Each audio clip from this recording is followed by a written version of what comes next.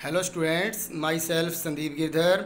आप सबका मेरे YouTube channel Girdhar maths and reasoning zone में आपका बहुत बहुत स्वागत है।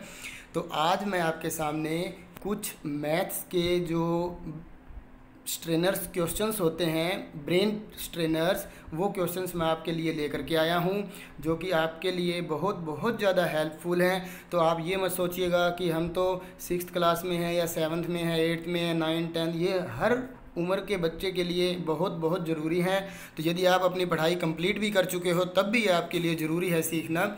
तो चलिए अब हम स्टार्ट करते हैं हमारे ये क्वेश्चंस ब्रेन स्ट्रेनर्स के। तो इसके अंदर ये देखिए, मैंने कुछ अल्फ़ाबेट जिसका कि यूज़ करेंगे हम वो लिख रखे हैं। ए से लेकर जेड तक जो हमारे 26 अल्फ़ाबेट्स होते हैं उनका हमें यूज़ करना होगा कुछ क्वेश्चंस के अंदर। और मैंने पहले से ही आपके लिए ये नंबरिंग डाल के रख दिया इसके अंदर। जैसे ए फर्स्ट नंबर पे आता है, बी का सेकंड नंबर है, सी का थर्ड नंबर है। इसी तरह से कुछ जो हम रीजनिंग के क्वेश्चंस आएंगे इसके अंदर, उनके अंदर इसका यूज़ करेंगे। तो चलिए देखिए, हमारा जो फर्स्ट क्वेश्चन है जो कि मोस्ट इम्पोर्टेंट है, बहुत से बच्चों को ये समझ में नहीं आता कि इसके अंदर जो मिसिंग टर्म है वो कैसे फाइंड की जाती है। तो आप ये देखिए, यहाँ एक स्क्वायर बना हुआ है जिसके अंदर ये है 17, 15, 8, 99, 95, 64, 36, 47। बहुत कोशिश करने के बावजूद भी बच्चों को ये क्वेश्चंस नहीं आ पाया था। तो इसलिए ये क्वेश्चन, इसका जो लॉजिक होगा, पहले आप क्या करोगे, इसको आप एक बार यहीं पर स्टॉप करके आप अपना करके देखना चाहो तो करके भी देख सकते हो। यदि फिर नहीं आता आपको तो फिर इस वीडियो के अंदर इसका सॉल्यूशन देखना आप। तो देखो मैं इसका सॉल्यूशन कर रहा हूँ। इसमें आपको देखो ये जो 17 दिखाई दे रहा है स्टार्टिंग में, इस 17 में से यदि आप 15 को सब्ट्रैक्ट कर देते हो तो आपका आंसर क्या आता है, 2 आएगा। अब आपने ये देखना है कि ये 8 कहाँ से आया, जो ये वाला 8 है। तो आपको क्या करना होगा, इसमें से जो हमने इसको सब्ट्रैक्ट किया 2 आया, तो 2 की पावर 3 करनी है आपको। तो 2 की पावर 3 करने का मतलब होता है 2 की 3 टाइम्स मल्टीप्लाई करनी है। तो आंसर क्या आएगा, 8। तो ये देखो हमारा ये 8 आ चुका है। इसी तरह से इसका जो सेकंड वाला हमारा है 99। तो आप सबसे पहले 99 में से 95 को सब्ट्रैक्ट करोगे, हमारा जो आंसर आएगा वो आएगा 4। फिर आप इस 4 की पावर 3 कर दोगे। तो 4 की जब हम 3 टाइम्स मल्टीप्लाई करेंगे तो 4 की 3 टाइम्स मल्टीप्लाई करने के बाद आंसर आता है 64। तो यही रूल हम इसके ऊपर अप्लाई करेंगे। अब हमारा 36 माइनस में 45। तो कुछ बच्चे जल्दबाजी में क्या करेंगे, यहाँ पर 9 लिख देंगे और फिर 9 के अकॉर्डिंग उसका आंसर फाइंड करेंगे। वो गलत हो जाएगा। क्यों गलत होगा, क्योंकि 36 में से जब हम 45 को सब्ट्रैक्ट करते हैं तो माइनस का 9 आएगा, और 9 माइनस के 9 की जब हम 3 टाइम्स मल्टीप्लाई करेंगे तो -9 मल्टीप्लाई -9 मल्टीप्लाई -9। तो हमारा जो आंसर होगा वो होगा, देखो माइनस माइनस माइनस, जब 3 टाइम्स मल्टीप्लाई करें तो माइनस होगा। 9 9 जा 81, और 81 की जब 9 से मल्टीप्लाई करेंगे तो 729। तो इसका जो हमारा ए ऑप्शन है -729 वो बिल्कुल करेक्ट होगा। तो इस तरह से ये आपको लॉजिक करना था। अब इसके बाद देखो सेकंड क्वेश्चन है इसका। सेकंड क्वेश्चन में है if BAD bad codes as 214। तो ये बिल्कुल ही सिंपल है। देखो इसके अंदर हमारे पास जो मैंने ऊपर आपको अल्फ़ाबेटिकली लिख के दिखाया वो उसके अंदर आप देखना, B जो है वो सेकंड नंबर पर है, ए जो हमारा बनेगा वो फर्स्ट नंबर पे है, और जो डी है वो हमारा फोर्थ नंबर पे है। तो इसको मिला के हमारा क्या बन गया, 214। इसी तरह से आपको इसी का यूज़ करते हुए SAD की वैल्यू बतानी है। तो S जो आएगा आप उसके अंदर देखना 19 के प्लेस पे है। इसी तरह से A फर्स्ट नंबर पे है और D 4 पे है। तो जो हमारा ऑप्शन नंबर B है 1914 वो बिल्कुल करेक्ट होगा इस लॉजिक के अकॉर्डिंग। इसी तरह से हमारा क्वेश्चन नंबर जो थर्ड है वो देखो क्या है, 666 को डिवाइड करना है 6 से और फिर 3 से। तो इसके अंदर कुछ बच्चे गलती क्या करते हैं, पहले इसको डिवाइड कर लेते हैं, पहले इसको डिवाइड कर देंगे 6 को 3 से, फिर 2 आएगा, 2 को फिर 66 से करेंगे तो वो गलत माना जाएगा। तो आपको इस टाइप के क्वेश्चन के अंदर कहाँ से डिवाइड शुरू करना होता है, स्टार्टिंग से। तो 66 को पहले हम 6 से डिवाइड करेंगे, हमारा आंसर आएगा 111। फिर जो 111 है फिर हम उसको डिवाइड करेंगे 3 से, तो हमारा आंसर आएगा 37। तो इसका जो ऑप्शन नंबर ए 37 है वो बिल्कुल करेक्ट है। अब इसके बाद हमारा जो नेक्स्ट क्वेश्चन है वो देखिए क्या है, फोर्थ क्वेश्चन है if code number of sharp is 58034 and that of PUSH is 4658, what should be the code number of रस। तो इसके अंदर भी आपको एक वैसे लॉजिक लगाना है। पहले तो आप क्या करोगे, उसके अंदर आप अल्फ़ाबेटिकली जा कर के देखोगे, उसके अंदर आपका कोई भी लॉजिक नहीं बन पाएगा। तो उसके लिए फिर बाद में आपको क्या करना होगा, यदि वो लॉजिक नहीं लगता तो आप एक काम करोगे, पहले यहाँ एस लिख लोगे। एस रिप्रेजेंट करता है 5 से। इसी तरह जो एच है वो रिप्रेजेंट करेगा आपका 8 को। इसी तरह ए है वो रिप्रेजेंट करेगा 0 को, आप देख सकते हो इसके अंदर यहाँ से।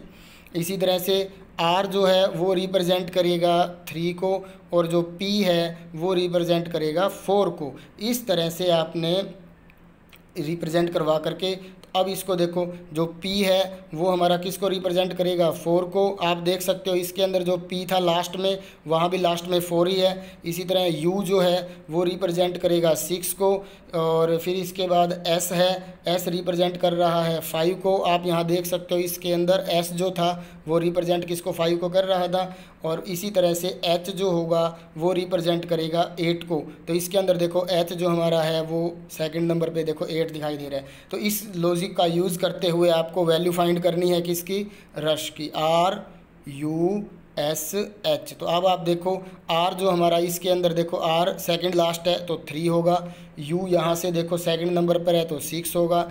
S फर्स्ट नंबर पे था हमारा, इसमें देखो 5 है। और जो ये है हमारा H के लिए हम क्या करेंगे, यहाँ से तो आप देख सकते हो सेकंड नंबर पे 8। तो इस तरह से हमारा जो आंसर 3658 है, इस क्वेश्चन का जो बी ऑप्शन होगा 3658 का, इसका यूज़ करेंगे।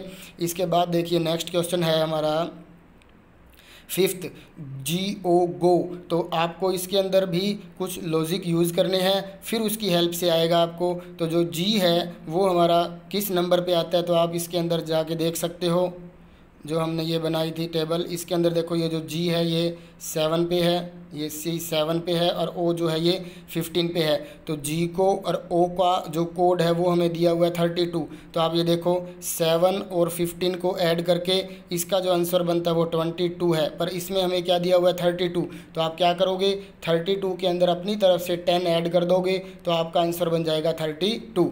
इसी तरह से फिर इस क्वेश्चन नंबर 5 का जो हमारा नेक्स्ट था वो क्या है, SHE C का जो बनेगा वो 42 है। तो अब आप वापस आइए इसके ऊपर और देखिए SHE। तो इसके अंदर S आपको दिखाई दे रहा है, ये रहा 19।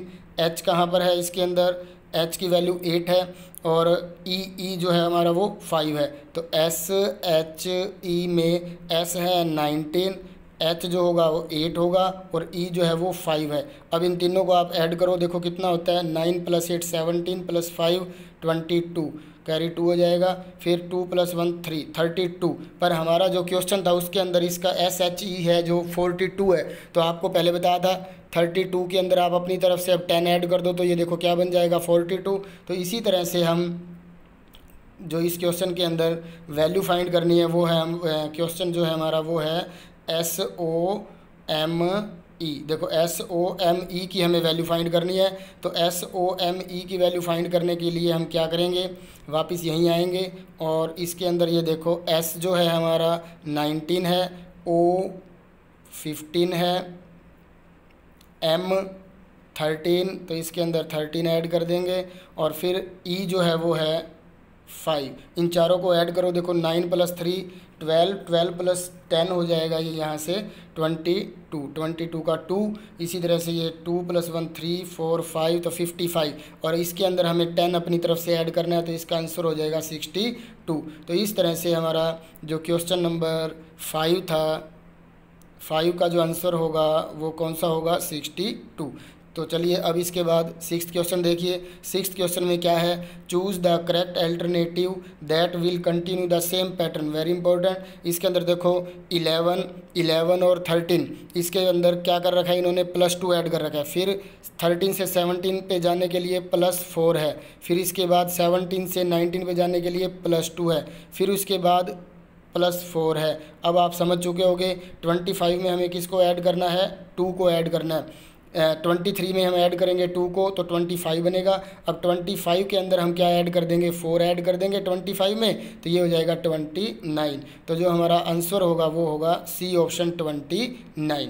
इसी तरह से क्वेश्चन नंबर 7 है, इसको सिंपलेस्ट फॉर्म में करना है, तो ये थोड़ा सा जो है लॉन्ग रहेगा, इसके हम यहाँ पे नहीं कर पाएंगे। इसका जो करेक्ट आंसर होगा वो होगा बी ऑप्शन इज़ राइट होगा। इसको राउंड ऑफ करके कुछ और ज़्यादा स्टेप्स लगा करके हमें इसको सोल्व करना होगा, तो इसका आप करेक्ट आंसर बी नोट कर लोगे। इसके बाद देखो क्वेश्चन नंबर 8 जो है, in the series 196, 144, 121, 80 which number is wrong. आपको ये बताना है इसमें कौन सा रॉन्ग है। तो आप देख सकते हो 196 जो है वो 14 का स्क्वायर होता है, इसी तरह 144 जो है वो होता है 12 का स्क्वायर, इसी तरह से जो 121 है वो होता है 11 का स्क्वायर। कहने का मतलब 196, 144 और 121 ये तीनों ही किसी न किसी के स्क्वायर हैं, पर जो 80 है वो किसी भी नेचुरल नंबर का स्क्वायर नहीं है, तो इसलिए जो इसके अंदर हमारा रॉन्ग होगा वो ऑप्शन नंबर डी होगा। तो चलिए नेक्स्ट क्वेश्चन है इसका 9th क्वेश्चन में देखो, what should come in place of the question mark in the flowing series. आपको बताना है इसमें कौन सा जो क्वेश्चन मार्क पे है कौन सा क्या आएगा। तो ये देखो आप 96 में से 90 को माइनस करेंगे, क्या आएगा 6 आएगा, तो इसमें से पहले -6 आएगा। फिर उसके बाद देखो 90 में से हम क्या सब्ट्रैक्ट करें, 78 आ जाए -12। अब आप समझ पा रहे होगे, पहले -6 किया, फिर -12 करेंगे, अब इसके बाद -18 करेंगे, तो 78 में से जब हम 18 माइनस करेंगे तो आंसर आएगा 60। तो यदि हम यहाँ पर 60 लिख देते हैं, तो अब यदि आप ये सोच के देखो कि -18 के बाद किसका नंबर आना था सब्ट्रैक्ट करने का, -24 का, तो -24 जब हम 60 में से सब्ट्रैक्ट करेंगे तो हमारा 36 ही आएगा। तो इसका मतलब हमारा क्वेश्चन बिल्कुल ठीक चल रहा था। तो इसके अंदर जो ये मिसिंग प्लेस है, इसके प्लेस पे हमें किसको पुट करना होगा, बी को, तब ये सीरीज़ हमारी जो है इस रूल के अकॉर्डिंग करेक्ट हो जाएगी। अब इसके बाद देखिए क्वेश्चन नंबर 10 जो कि लास्ट है, in a 12 hour period from noon to midnight. देखो हमारी क्लॉक है दोपहर के 12 बजे से लेके हमें रात के 12 बजे तक चलना है, तो हमारा एक 12 आवर का मतलब एक कंप्लीट रिवॉल्यूशन कंप्लीट हो जाएगा। तो उसमें आपको ये बताना है, how many times does the minute hand of a clock pass the hour hand. जो हमारी घंटे वाली सुई है, जो हमारे आपको पता होगा, एक होती है मिनट हैंड और एक होती है आवर हैंड। तो जो मिनट हैंड है वो हमारा कितनी बार आवर हैंड को, जो आवर हैंड है उसको पास करेगी, तो इसका जो आंसर होगा वो होगा 11 टाइम्स। तो 11 टाइम्स करेगी, क्योंकि स्टार्टिंग में तो ये एक दूसरे के ऊपर है ही, तो अब यहाँ से तो वो स्टार्ट हो जाएगी 1 घंटे में, फिर 2, 3, 4, 12 बजे जाके रात को वहीं रुक जाएंगी, पास नहीं करेगी, तो इसलिए 11 बार कंप्लीट इसको पास करके वो जाएगी। तो इस तरह ये हमारा था आज ब्रेन स्ट्रेनर्स के कुछ क्वेश्चंस जो कि मोस्ट इम्पॉर्टेंट थे आपके लिए। यदि आपको ये मेरी वीडियो अच्छी लगी हो तो मेरे चैनल को ज़रूर सब्सक्राइब भी कीजिएगा और अपने कमेंट्स भी दीजिएगा। Thank you.